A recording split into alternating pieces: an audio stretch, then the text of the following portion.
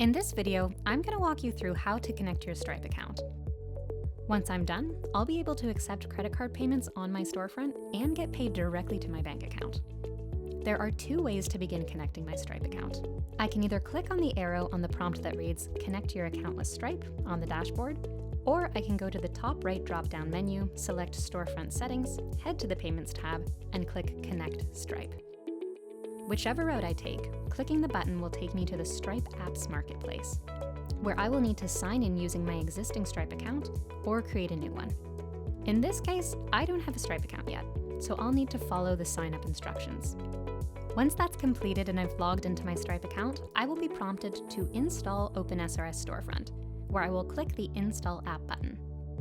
After the installation is successful, I will be automatically redirected back to the Payments tab in my Storefront Manager, where I will be able to see that my Stripe account has been successfully connected. And that's it. Just follow these steps and you can start accepting credit card payments on your storefront.